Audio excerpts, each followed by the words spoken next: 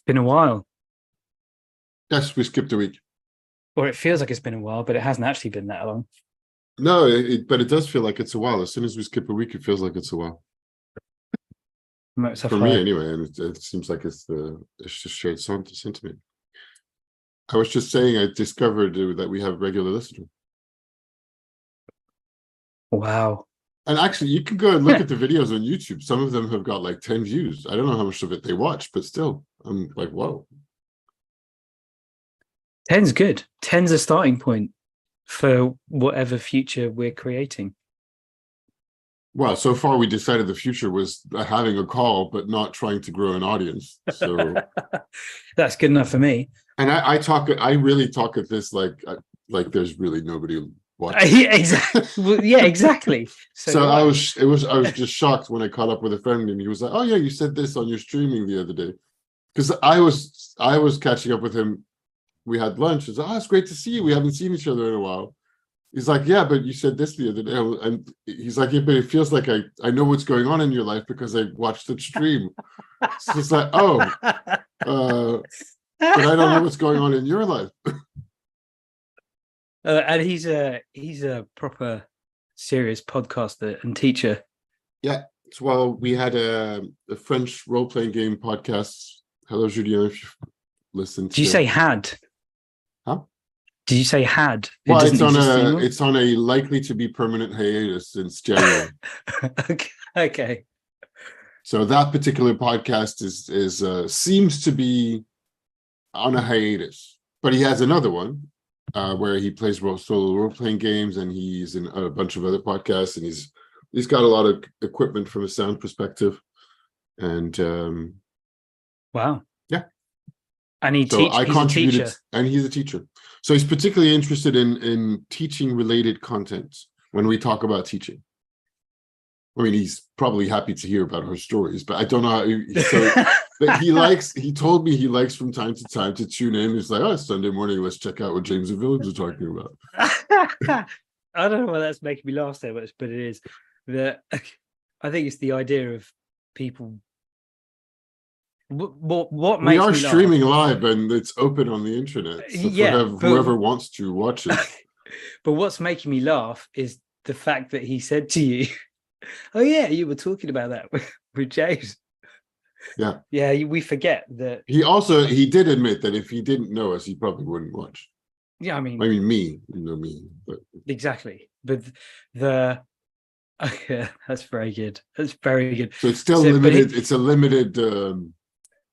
Um, well, which is exactly by design. It's by design not particularly meant to be open for a lot of people. I mean, if you want to, you can. If it's there, you can watch it. yeah, but But the given and we're not promoting it whatsoever, he yeah, teaches a proper subject. a proper subject. Why is Yeah, not our subject not chemistry. proper? Chemistry. Yes, I believe it's chemistry. Chemistry is like the acknowledged as the hardest A level in the UK. Is it? Mm. Beyond maths and physics. I have I have a metaphor that I use with my students when I'm explaining psychology. Uh-huh. If you imagine going to a party with all the sciences hanging out in the Yes, corner, sure. or all the subjects. Have I told you this? I think it seems vaguely familiar. I think you have told me this. I might have expanded it. So all the subjects are Yeah, hanging out, and it's sure. mostly sciences. In the cool corner, you've got maths and physics That's and the cool chemistry. corner. That's the cool corner, and biology's trying to be cool, but isn't really. And then you've got the not cool corner, which is economics, geography, sociology. Psychology walks in, not Uh-huh. sure, wants to be part of the cool crowd, but isn't really, kind of Right. bridges the gap. And then I've expanded it to say, and then over in another area of the party, doing their own thing, lording it over everybody, but really not caring, just completely their own thing, is philosophy, because it all starts with a question in the first place. And then the students go, and I only use it to illustrate the nature of trying to Good teach take. psychology. It's interesting. Okay. Fair enough. And I don't include like Semiotics. business. Exactly. I think you should semiotics or business or semiotics is the last one showed up and say, hey, I'm in real science. And everybody else is like, shut up, whatever. Yeah, it does feel a bit like that. But that's why I say chemistry, like a real subject. And then, but the shifting gears, talking about teaching and what's been happening, I caught up and studying. I caught up on my master's stuff, which I'm really happy about. And I really like it. And I'm noticing some. So, but you caught up differences. because you were behind, or you feel like you're in the proper rhythm now, or what's the? Because there's always going to be more work, no? I mean, yeah. I was always a week. I was a week behind though, and I was finding it really hard. Okay. And I remember you said, but don't forget you're doing something that's not related to your day job, so it's going to be harder. That stayed with me. That was a really good point. And I spoke to my personal tutor. I think I told you this. Like, he was like, I don't know why you're so pessimistic. There's always going to be more things than you can handle.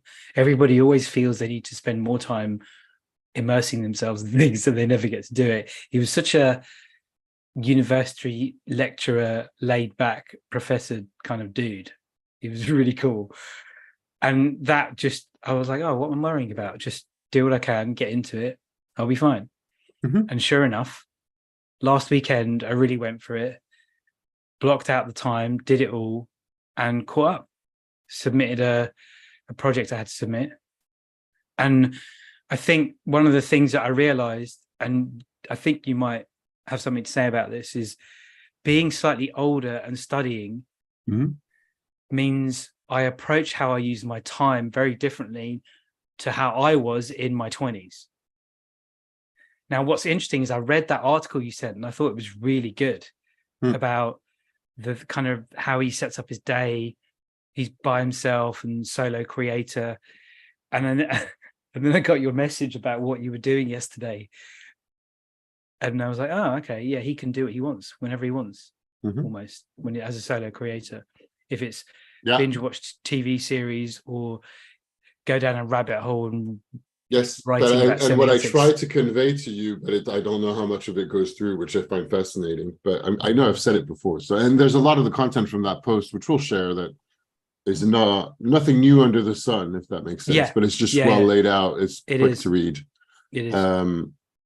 The other thing that I deal with is just for effect, we'll use the words crushing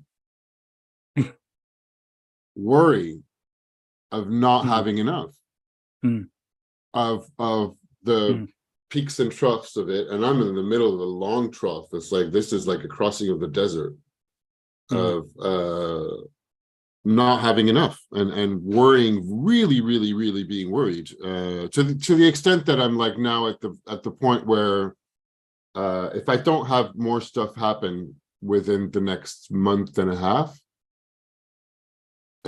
basically by the end of the year, but as soon as we hit December, it's over. Then I have to probably move out of where I am. I'll find another way. I'm sure something will happen, but I'm just talking about like it's probable and almost certain in that way. Not almost certain, but it's certainly a possibility, getting stronger by the day, that I will not only have to move out of here and just like, move my stuff, put them in storage and go stay at my mom's or somewhere, because I don't have enough to live here. Now that I also have, I am confident that I'll have something else show up, but that's I don't know how else to express that. It's, yes, I absolutely have total freedom over what I can do, and I have to put my own pressure to be able to do those lots of times to deliver stuff, and particularly in times like these where I don't see the result of what I'm doing. I'm also spending a lot of time working on the teaching, for which I'm like, I know, because I didn't tell you this because it was last weekend, because I just got paid. And I was like, oh, great. Last Saturday, I woke up wondering, oh, did I get paid? So, because I wanted to go shopping and I was out of money. And I was like, oh, great, I got paid. Cool. I have money in my account. The second thought was like looking back and like taking a second look at how much money was in my account, going, it's not enough. And I've been busting my ass all of September and I basically just made less than the minimum wage, which is not normal for me. That's why I'm talking about this cross of the desert. The teaching I do, and there's a little bit more teaching right now, is enough to have a base, but that's not normally the most of my money. But right now it is, because I mean, I hate to say this publicly, but it's true. I don't have enough. There's a lot of work, and I'm spending a lot of work, and I think I'm doing all the things that I know to do in quantity. I don't know, and I keep wondering, should I be doing something else? What else am I going to do? By that I mean producing stuff, posting on LinkedIn, connecting with people on LinkedIn, applying for jobs, looking at the news, sending emails to contacts and to old clients, trying to think of what else I should be doing, all the things I'm doing, I think I'm doing for new business. And yeah, Friday I was like, I had enough. So I thought, okay, you know what? Of all my plans for the year, which ties it back to our topic a little bit, I've not done a lot of art and culture, but from a visual, I've not been to a lot of expos or museums. And there's tons of museums that are right next to me in Paris that I still haven't been to, and I've been here for 4 years. And like within a 20-minute walk radius. Yeah. So I thought, you know what? Oh, let's go to a museum. It's a nice day, which is also a whole other topic. I was so hot. I know. I was at the market on Saturday. I was like, and I took a jacket thinking it would be a little bit cold at night, and still it was the morning. No, it was super hot. I looked at the weather, and it's going to be again like an average of 28 for next week, full sun, which is like, oh, this is not 28 in Paris? Yeah, in the middle of the day. Whoa. 27, 28. It's like 24, 25 here today. And it's not, I'm like, well, on one hand, it's nice. The terraces are full. People are going out. I was at the park yesterday. It's really nice. But I'm like, this is not normal. It should be raining at some point. Anyway, that's a different topic. But did you say that, I think partway through what you were saying, you said there is a lot of work. So there is work out there. It's just that you haven't got it yet? No. Or there's no work out there? By that, I meant I have a lot of things to do. Okay, I wasn't sure if that's what you meant. I'm adding a lot of things to my plate, and there's a lot of things I could spend even more time on the teaching. I'm probably, and I have like some papers to grade. I'm getting more papers to grade tomorrow. I need to prepare for my class tomorrow, by the way. I need to double check the readings, prepare a few things. And the days go by very fast. And even if it's just like my new series of LinkedIn posts that I'm doing and, connecting, or writing articles, whatever, they just go super fast. Yeah, it does. And the more worry there is about what's going on, the more I question whether I'm doing the right thing. The more I question, that I'm not very good at what I do. Otherwise, I would have work. The more I question where I should go next, and putting all that to the side. And sometimes it's too much. And like for that Friday afternoon, and that museum was closed in the end, but I went down to a terrace of a place I like and bumped into a couple of friends, and we hung out. It was really nice, actually. And there was a couple, and she had just got a rejection for a job. So we just spent time commiserating, which was really cool, and had fun. And we were very French and complaining about life and and also laughing about it. And then explaining that makes no sense, which is also, fortunately, I'm good. And I was, I went into this diatribe, but I also wanted to celebrate the fact that I'm healthy. I've not been drinking for like 3 weeks now, and now I'm my 4th week. Wow. I say wow, like it's a massive more. Deal, but yeah, no, I know you don't drink, but for me it is. Well, no, but I mean, I feel bad saying wow at something that it's not about me. I was like, okay, that's good, but should I be surprised that you're not drinking? Well, you can be. You know that usually I do drink. That's true. But do you feel different? Do you feel better? Can you tell the difference? I don't feel better. Yes. So in general, no. In general, yes. But, so I'm also just dieting. I should be exercising more right now, but so I did start losing a little bit of weight. Feeling better. Yeah, sober is good. Have you got the rollerblades out? I still haven't done that. I still haven't dared to pull them I out went of the box. to a skate park for the first time last week. Wow. Yeah, so there's a guy on my road. He started talking to me because I was on my skateboard, just like being rubbish. And then we started talking. He's becoming a good friend. Actually, he's a really great guy. That's nice. And he's good. He's At good. We've been out a few skateboard. times. Yeah, he's good at skateboarding. He did it a lot when he was a kid. A little bit younger. We were talking about computers because he's retraining as a software developer, software engineer. His first computer was like a Windows 95 hand-me-down. And then I said, yeah, my first computer was an Amstrad with 64K. He was like, whoa. And then I was like, yeah, I'm old. I can't believe, and slight aside, I can't believe I'm 47. 47. It's ridiculous. Yeah. I'm going skateboarding at the weekend. I'm 47. I do not feel 47. I'm close to 50. When did that happen? How did that happen? Yeah. What's going on? Day by day over the last 47 years. It's mad. So I know it's mad. It is completely the skate park was amazing last week. Yeah, it's I'm so used to skating on crappy streets. In the skate park, it's smooth. Like one push and I go flying, which took me a bit of a time to get used to. And then we went again yesterday. So we get there at 7:30 and there's nobody there. It's so good. Although last week there was a guy with his dad there, or kid with his dad. He must have been about 7 or 8. Is like me, elbow pads, wrist guards, knee pads, helmet, just like skating around. And it's so good. It's so good. So much fun and great exercise. Yeah. And being on rollerblades going around town, that is gonna burn a lot of energy. Well, the main of the exercise I've been doing lately is cycling, because I cycle all everywhere in Paris, which is one good thing. Yeah, I did go to a Pilates class. It was already two weeks ago, and I've been meaning to. Anyway, I've been meaning to like look back up at taking classes or booking classes. Oh, because you were using ClassPass, weren't you? Davina I was wondering about going back to it. Huh? She was using it for a long time. It's just the idea of dropping in and out of random classes. A great concept. It is. It's pretty useful. I got put off by the yoga studio where I go. That's next to home, and they said, "Oh, can you just take a normal?" Anyway, I have to look at that again. Anyway, that's also linked to last week's and this week's budgeting. Well, yeah. Which I hate to admit, but that is a little bit of what's going on. I think I told you that choosing, like, I wrote a post about energy and where we put our energy. Yeah. And in that post, I said, like, I'm pressing pause on posting daily. Stopping daily posts freed my mind up to concentrate on my studying.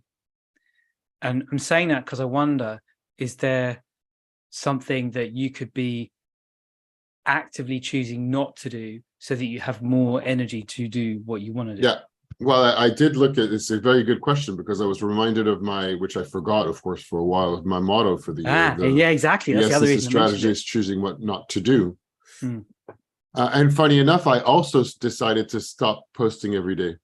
Last week I wanted to post every day to the point where I posted one night at like Friday at 11 because I just wanted to post something. And then I was disappointed because I had almost no views, and I was trying to figure out if it was because time of day or content or something else. And then I thought, well, actually trying to figure out the LinkedIn algorithm is probably it's a fool's game. So yeah. And I also got annoyed one other night because last weekend I didn't post. I thought, okay, you know what? And I started working on my future posts. Yeah. Because I was like, this is a thing I want to keep experimenting with, and I want to post about, which is the last 2 posts I've made that are carousels again. That does take a while to put together. Did you try the PowerPoint thing? I did. Yeah, I have done that. I also, funny enough, that's a side point, of course, because I do tangents. I discovered that when you use Canva or Google Slides and you download things as a PDF, it says the author is Google or Canva. It I didn't credits know that. all the if you look at the metadata of your file, Oh, it's all says that wow. all the content belongs to them. So it's like, oh, this is very Oh, I didn't interesting. I didn't know realize that. that. So basically everything How I'm did you doing, stumble across that? because I don't know, I looked at something and I saw all the file information and I was like, Oh oh, my God. so they're saying that everything you create belongs to them. Oh, this is interesting. It's probably in the T's and C's somewhere. But can't you go in and change the metadata? There must be I a way of did. doing it. Yeah, There is a yeah. way. There are ways to do it, but it's interesting, Oh, that is very interesting. Yeah, right? because the whole thing in like thinking fast and slow, default settings or Mhm, nudge, mhm. just default, like, yeah, we own you. Default is we own you. Oh wow. And remember, if the product is free, you're the product. You're oh wow. Anyway, that's a side note. I can't remember what I wanted to say Disturbing side note. now. Oh, but it took a while anyway. And you know what I ended up doing also? It's ridiculous, but anyway, whatever, it doesn't matter.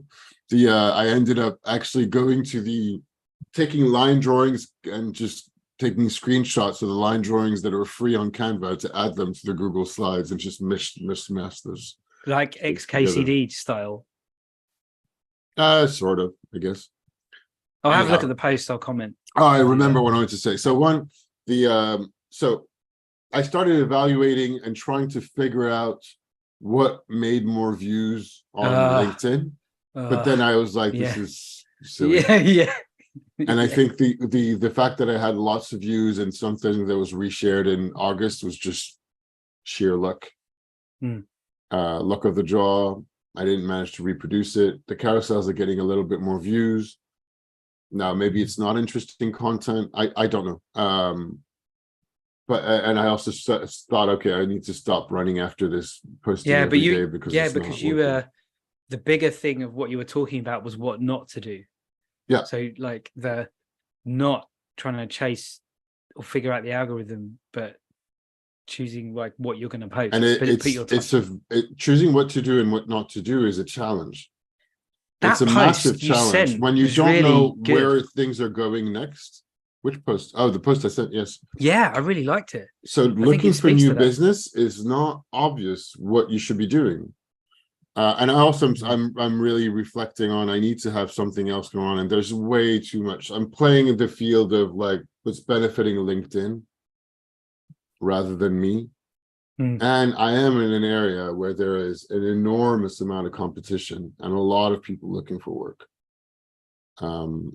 But how do So people make this? Like, never mind your like being a strategist, Mhm. but how do people make a living as a freelance XYZ or whatever?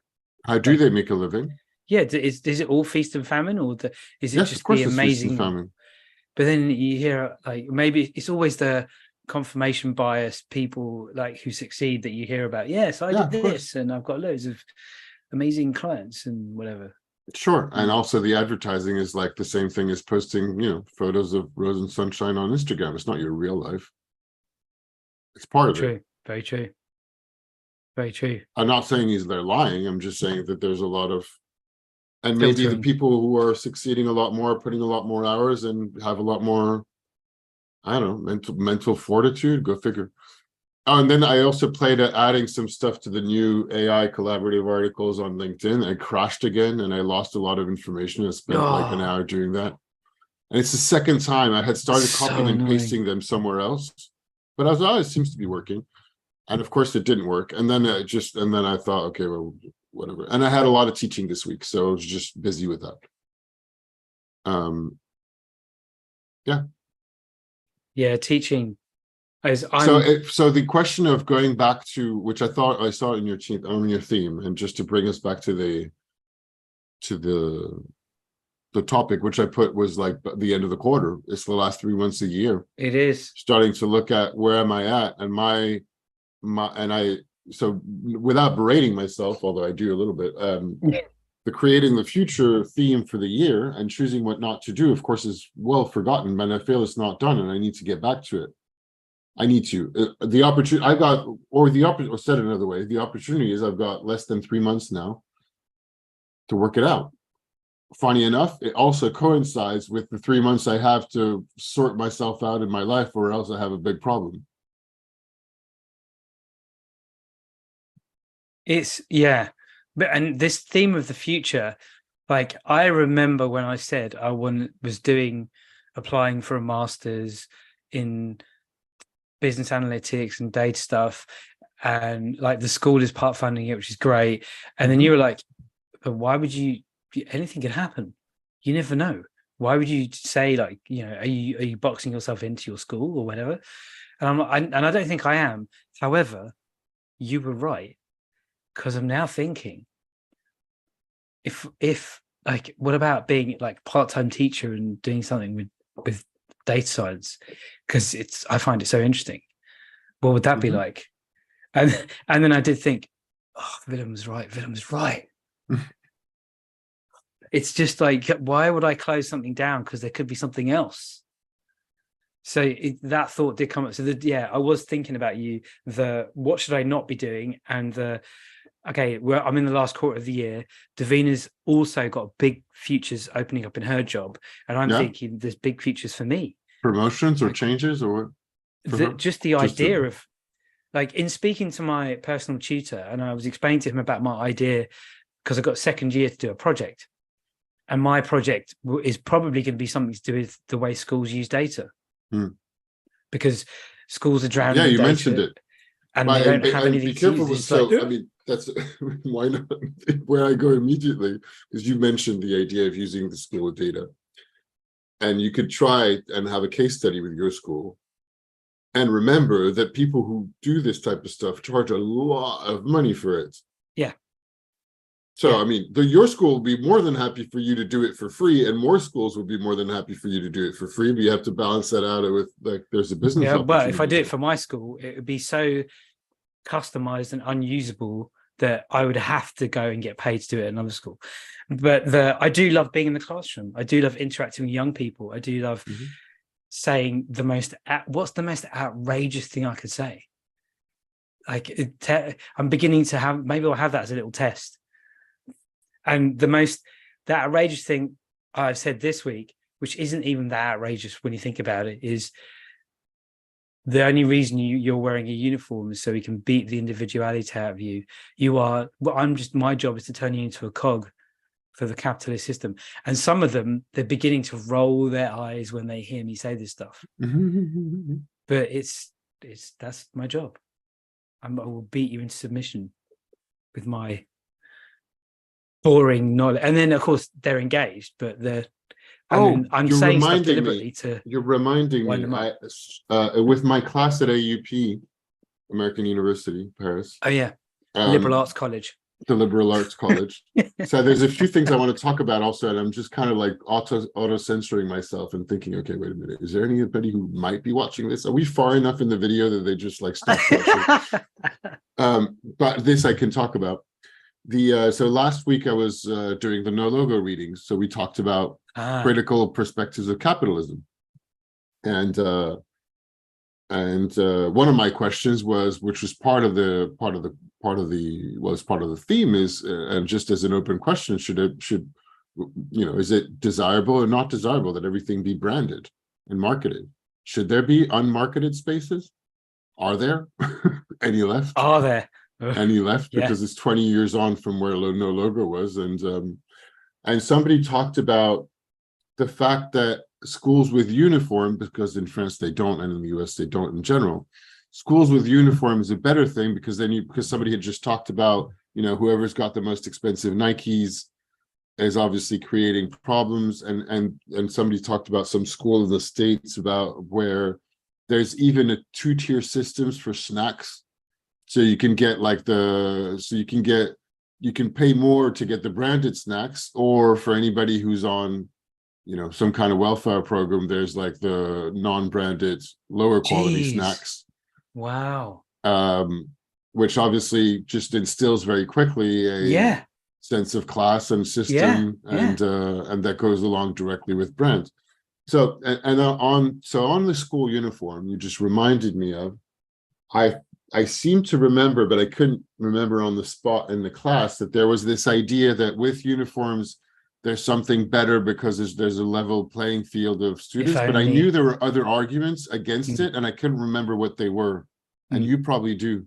So actually, you just made one, which is just that's the idea that at the same time, don't forget that this is not about branding. Where this is about making everybody in good little cogs for the whole machine. It's control and control. Yeah, and of course, what they do at my school is they wear their shirt. They miswear the uniform deliberately. Yeah, to be able to have a little touch of individuality. They want their individuality. And the funny thing is, the school system will say, "We want you to understand your unique strengths and abilities," whilst wearing uniform, doing exactly what we say in the panopticon that is a school. Yes, and we also had a lot of fun with the friends I saw on Friday, talking about exactly that, which is which I tried to hint at and start to get into the conversation with the students, so we didn't go very far. But it's part of the societal contradictions that we live in, to make something work where we're like working as a collective, but also having everybody express their own individuality. And the same with every increasing amount, particularly in the woke times that we live in, to have complete level fields of absolute equality. But to have people realize, because most people don't, particularly the young people claiming that we need to be more equal, don't realize that comes in contradiction with your individual expression or your personal needs. And personal needs, wants, or your specific situation that actually your specific situation goes against the grain of total equality.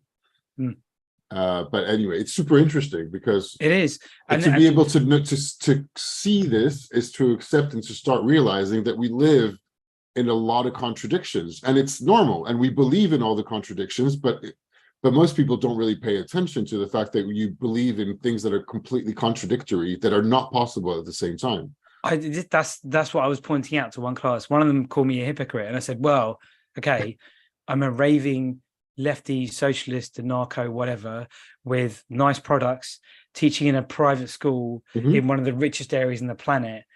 And when I walk in a room, I get judged because of how I look, but I sound white middle class. And like I'm used to it. Ever since I was 4, when I realized my hand color was different to everybody else's in the play school, I was like, okay, I'm different. Now what? And that's how I've been. So, the whole, I can see it. And I'm so grateful for having done something like Landmark, where you get to unpick the story and it doesn't have to have this be around my throat. It's more of like, I can laugh at it. Yeah. How, like, my whole life is like that. I got my nose pierced. I've got tattoos. I listen to heavy metal. I'm so edgy. Oh, I'm so different. And at the same time, a human being is trying to find his way in the world. And you and I can see that, but when you're trying to communicate that to teenagers, they're not having any of it. Yeah, or young adults in my case. But it depends actually. So most of them are pretty open to have the conversation. But I think I'm doing okay. But this is where, compared to you, I don't have as much experience in teaching to be able to bounce back. And I think whatever happens is only like an hour and 20 minutes. So within the hour, I would go back and think, oh, I could have said this. No, it's not bad. It's fine. But within an hour, you only have so much conversation. You can't go in all that deep, even though if it's a graduate program. We're supposed to go in very deep on a lot of stuff, but it goes fast, and I have a lot of things. Difficult. Yeah. I'm already moving on to a different topic this week, which is completely different, right?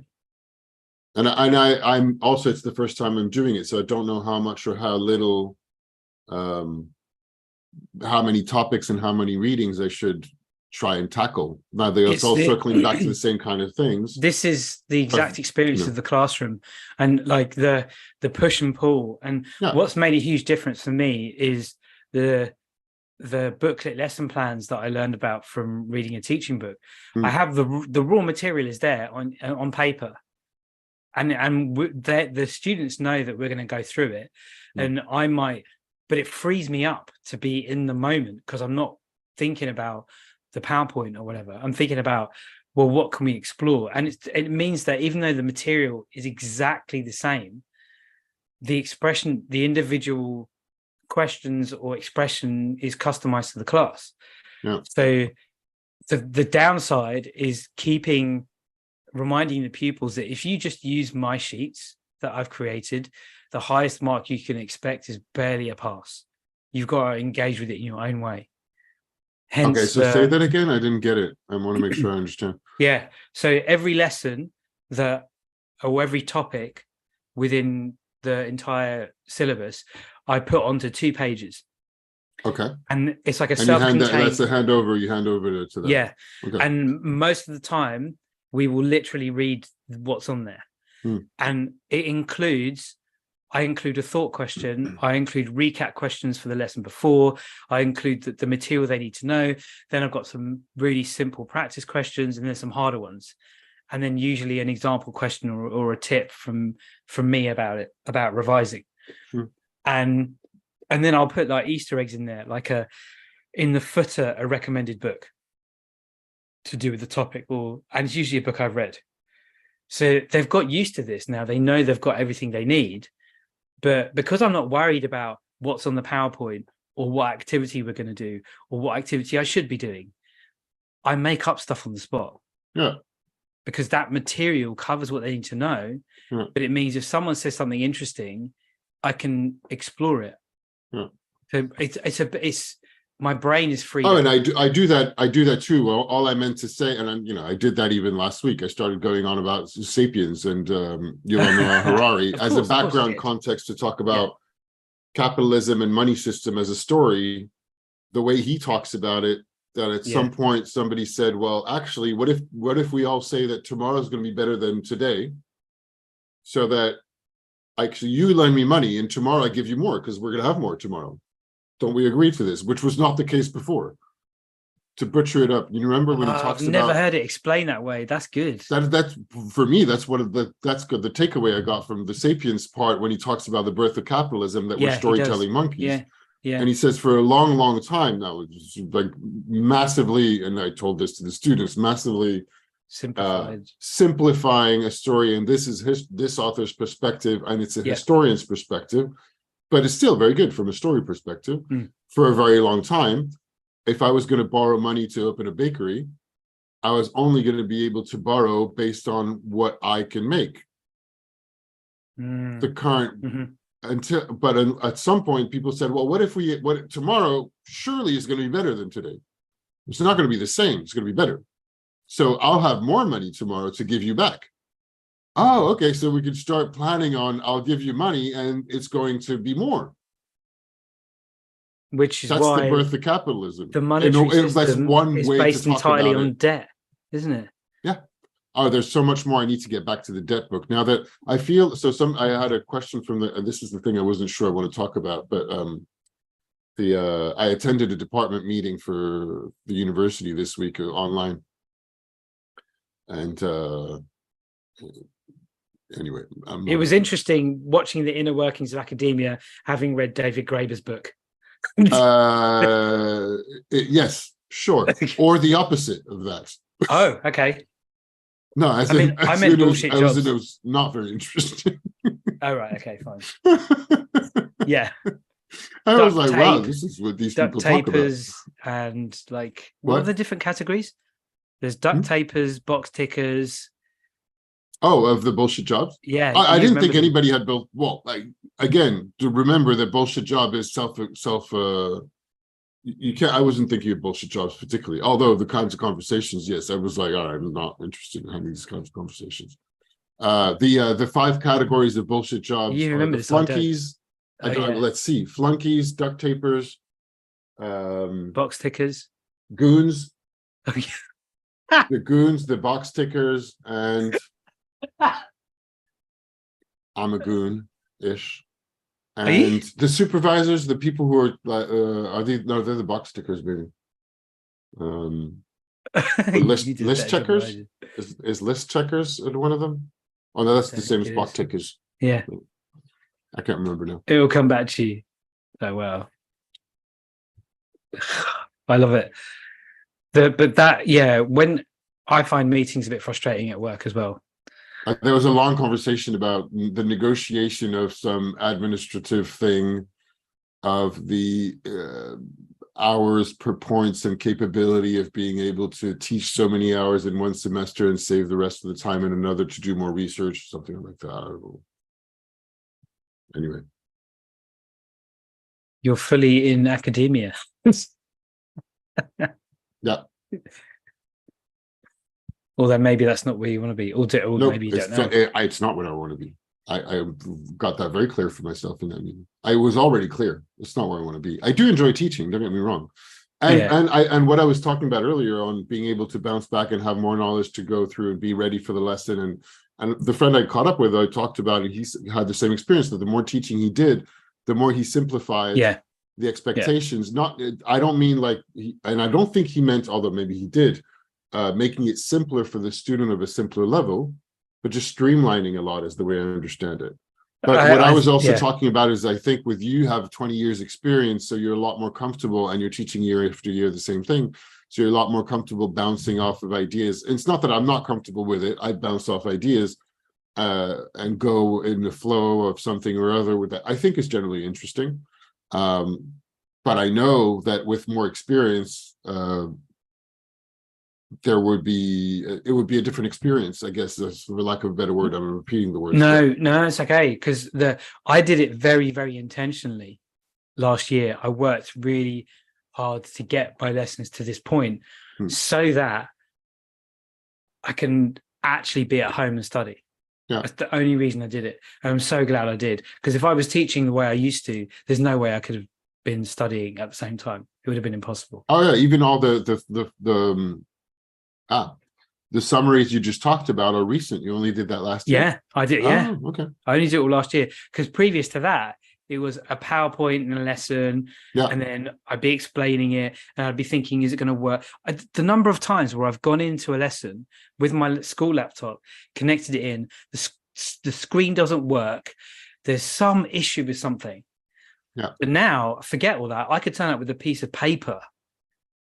And then, of course, the photocopier breaks. But I can generally turn up with a piece of paper, give it all to them, and there's a lesson.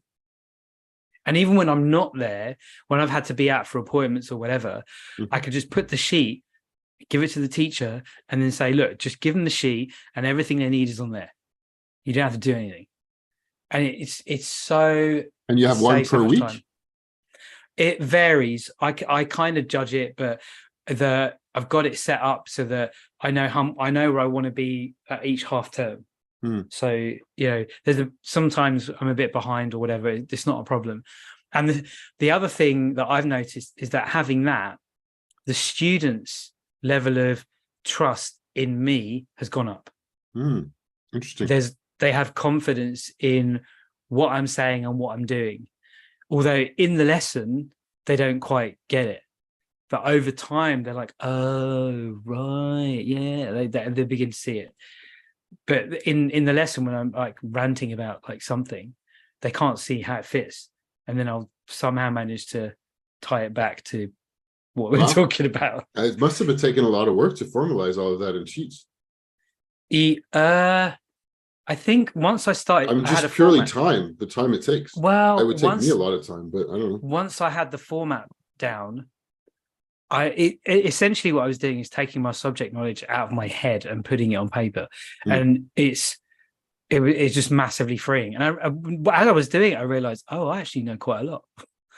And then combined with the textbook and a bit of Chat GPT, it saves it. I got it done.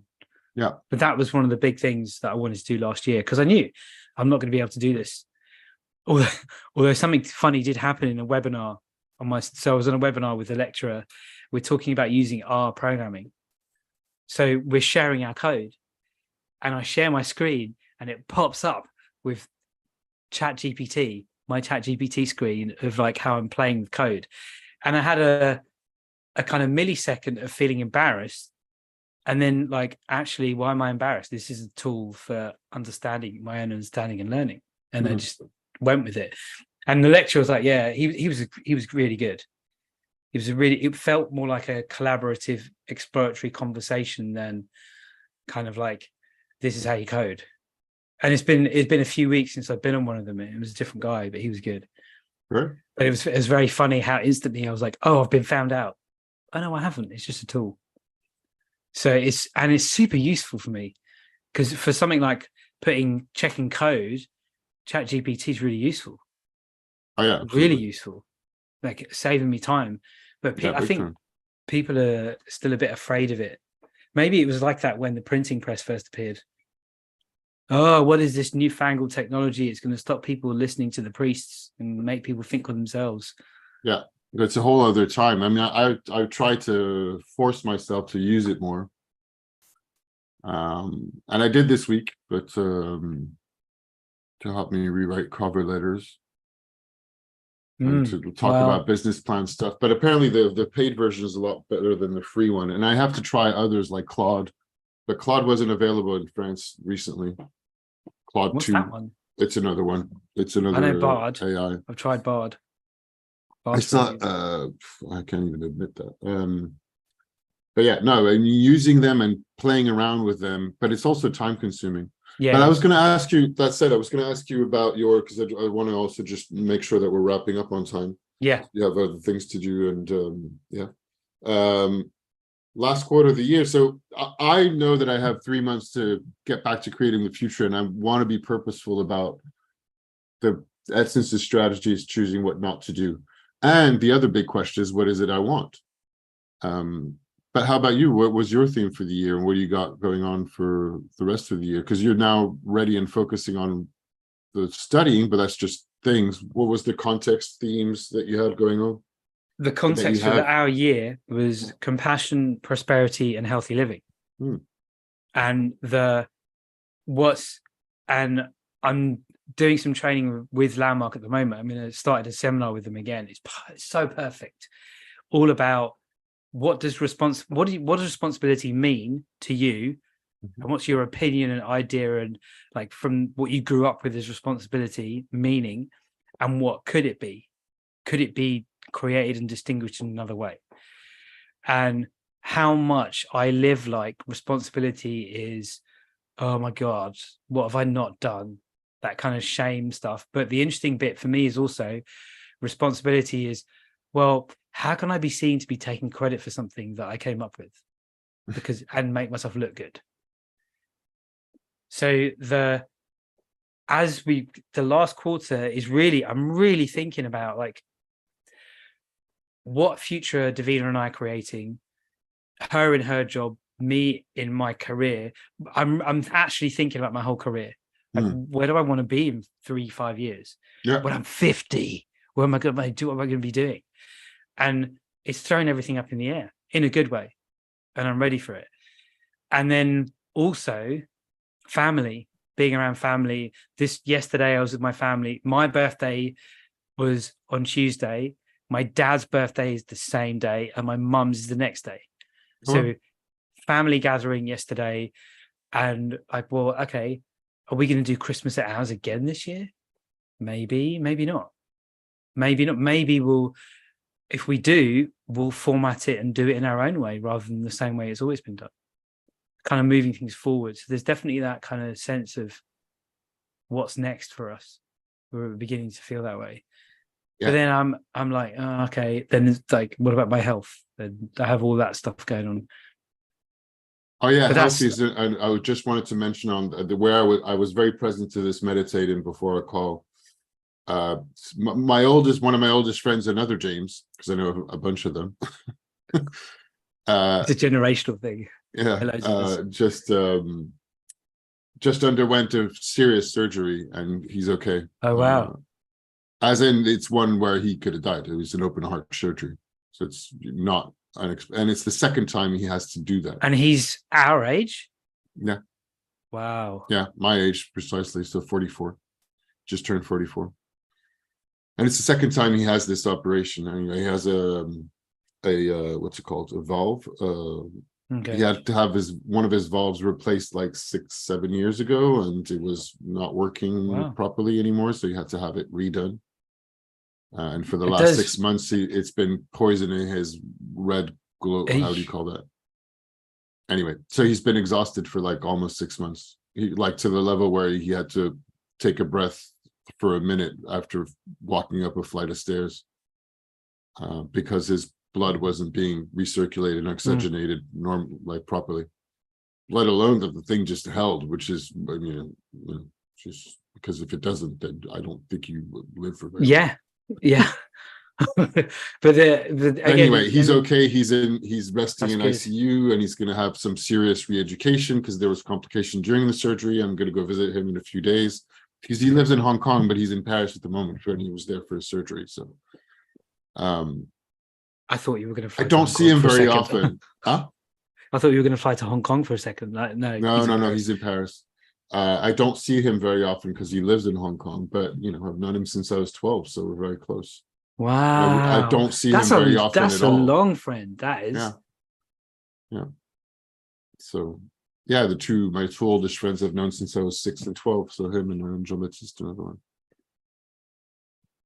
Yeah, I think that's a good way to end. Like there's always something it's precious is all I meant to say. Yes, life is precious. There's always something you can be grateful for, and for all the worries I have about my work and everything else, I know things work out, and it's the choice I've made, and where I have my successes to be counted, and what I have success in my life is not based on my title. It's not based on the money, although I've had money in the past. It is a lot based on living a life of independence and freedom, to have gone and traveled to a bunch of places, to have scuba dived and worked on a tropical island at one point in my life, to have gone skiing for weeks at another point in my life, to have spent time in the south of France, and to have the freedom to go and just do nothing for an afternoon and hang out in the sun and go read.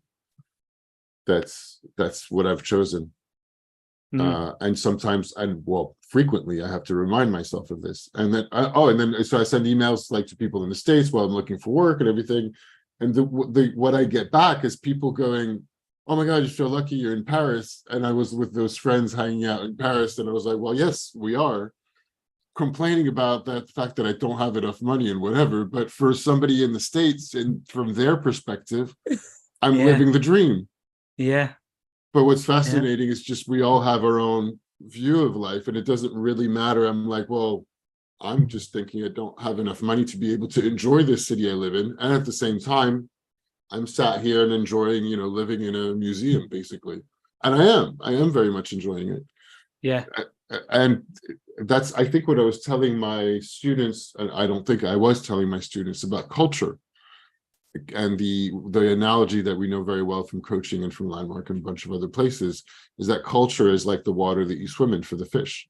The only way and your life is your culture. So the only way to appreciate it in any kind of way is to get another one or remove yourself from it.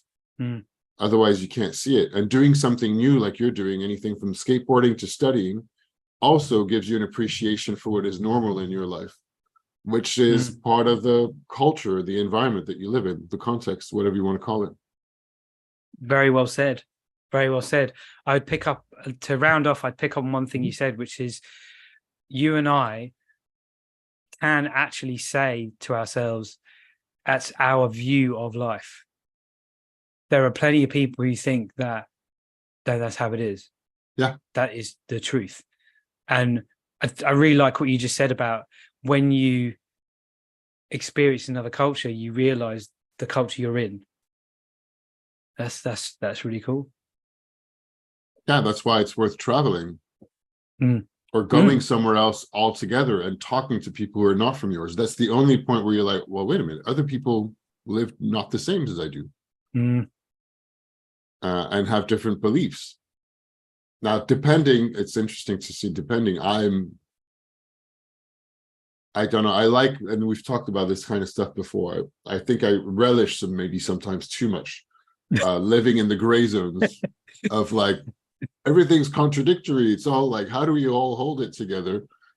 Where I think there's a lot of people who are very uncomfortable with this or very adamant that no, this is the way it is. Very cool. I think that's a good place to call it. Gray. Thanks, man.